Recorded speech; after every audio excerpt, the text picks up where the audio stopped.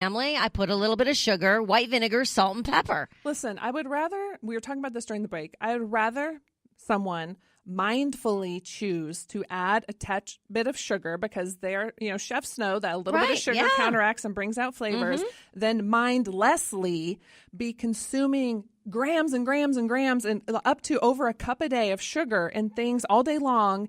And know it / not know it. I mean, come on. If you're drinking sodas during the day and juices, you're consuming a lot of sugar. But you might not know that, again, it's in that yogurt that's supposed to be good for your belly, or that it's in your condiments. Condiments is a big thing. I mean, things you wouldn't think. I said, salsa, marinara sauce. Ketchup. Oh, my gosh. I had ketchup last night. My mom tried to make ketchup without sugar when I was a kid. Oh, man. It was disgusting. That's basically tomato paste with vinegar. Yeah. But I love that this is like come full circle for me, that this is what I do for a living now, because the idea is the same. Like, how can you just reduce the sugar content in your home? And I'm not asking parents to go in and like just wipe out everything from their pantry and their refrigerator, because listen, there's ketchup and plenty of maple syrup and ketchup in my house.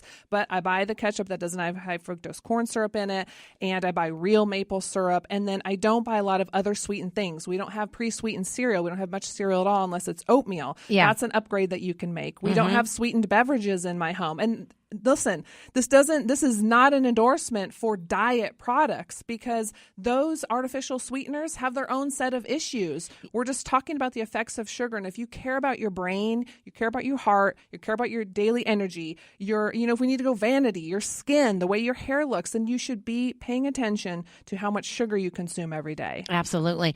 I say cook at home. Yeah, absolutely. Cook at home is the best way to avoid bad oils, which are almost in every single restaurant you eat at. They're not using expensive oil because they can't afford to. They can't. Well, I guess they could, but the price of the check would be about double. Right. Because really good quality oil like avocado oil is expensive. Yeah. I was recently in a restaurant and they had deep fried cauliflower with buffalo sauce on the side, and it was to die for. But when I found out that it was fried in canola oil, I'm like, I'm not ordering it anymore. And so, but I replicated it last night in my own kitchen, and I used avocado oil, which I'm going to use again. I, reserve it and keep it so it doesn't go bad. I only had used it once. And I bought some buffalo sauce that was made with better ingredients at Natural Grocer, and we had our own little treat last night. Yeah. It was amazing. Doesn't it sound yummy? Sounds so good. Yeah, because I won't eat chicken, obviously. Certainly not the chicken that's out there, or any at this point in my life. But yeah. So, but it was delicious and nutritious. Yeah. No, what I mean, again, it goes back to being mindful. If you've listened to the show at all, you hear me repeatedly saying, take charge of your health. It's not up to anybody else with you. Don't be like, oh, this is what they serve me at the restaurant. This is what I bought at the store. I love that voice. You have to read the label. Turn it over. If your salsa has added sugar, put it back and find one that doesn't have sugar in the other ingredients. Same with your spaghetti sauce. Same with your mustard. I mean, of course, ketchup is going to have sugar, but look for the stuff that doesn't need to have sugar in it. Make your own dressing. It literally takes like 90 seconds, if that. And it's so much better. Absolutely. I have never met a bottle of dressing that I liked in a grocery store. They suck. They really do. Yeah. And it's so easy to make homemade dressing. It is. Listen, it's in peanut butter. It's in so much stuff, especially that our kids consume. And we just got done talking about the epidemic with pharmaceuticals in our kids. And if someone's misled you to say that sugar consumption in your kids doesn't matter, they are hopefully unintentionally misleading you, because it does matter. If not for now, with their behavior, heart disease starts when we're young. You just don't have clogged arteries overnight. It literally starts, and this is proven in the data, on kids who were killed in car accidents. They autopsied them, and they could see that they were starting to have arterial plaque in younger than teenage ages. Wow. It starts when we're young. Yeah, it's and if you think about that in your brain and the rising risk of Alzheimer's and dementia, and non-alcoholic fatty liver disease, which is a whole show unto itself, we have a major problem on our hands, and sugar is one of the biggest culprits. I'm not trying to demonize it. I'm just saying eat less. Right. Eat less of it. Pay attention. Do not be ignorant. Be smart. And you are in charge of your health. And fast food is the worst.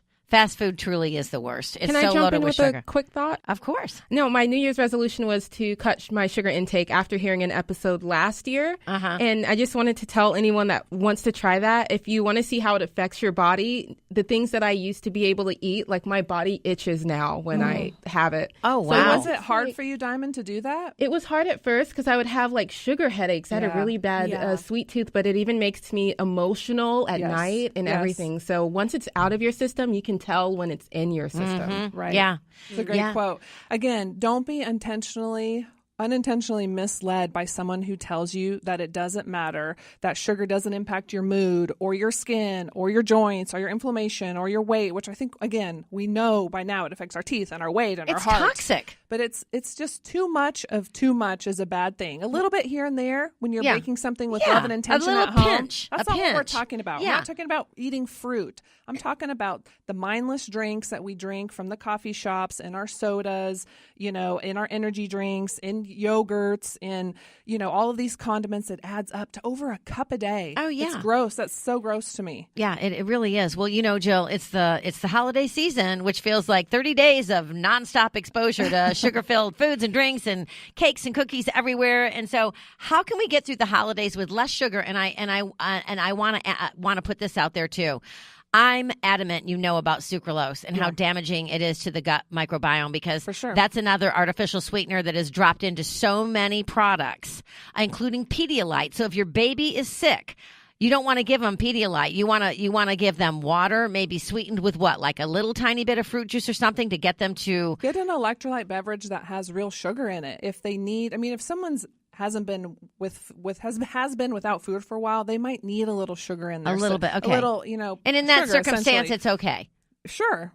Because again, when you go to the hospital, that's what they're going to give you. They're going to give you an IV of fluids. It's going to potentially have a little bit of sugar in it. And, well, that's what you're coconut gonna water get. would be a good one, right? Yeah, potentially. Yeah. There's a lot of potassium. There's not a lot of sodium in coconut water. So that's my big thing. If someone is really dehydrated, then they need to add sodium in some way, shape, or form to coconut water to help balance out the electrolytes. But again, you really have to read your ingredients. You have to be aware. What were you saying when we were at break about a red flag if something says no sugar added? Yeah, this almost got me. I was at Trader Joe's. I was looking in the jelly section, again, has sugar. I was looking for something that was sweetened with fruit juice instead of certain kinds of sugar. And one said, no sugar added. And normally that's a red flag to me that something has an artificial sweetener in it. Mm-hmm. So don't be mindless and just grab something off the shelf that says no sugar added. Turn it around and go, okay, well, what is it sweetened with if there's no sugar added?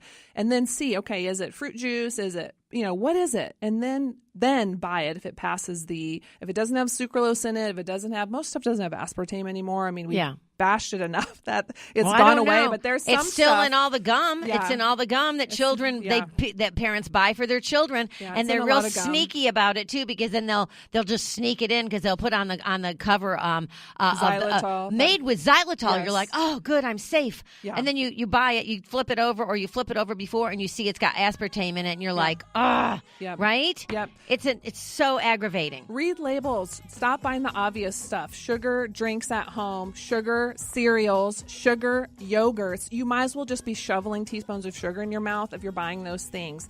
Add sugar, use xylitol, and just slowly cut back. Over the holidays, slash the mixed drinks, cut back on the pumps at the coffee shop. Stay hydrated. Don't stop exercising. Have a little sugar. Choose it. Eat your vegetables and move on. I love it. Jill Lane, always a pleasure. You can find her again at Instagram at Team Fueling Champions and grab some free resources from her website, fuelingchampions.org. Everyone, you get one body, you get one mind, and you get one life. Get out there today and make the most of it.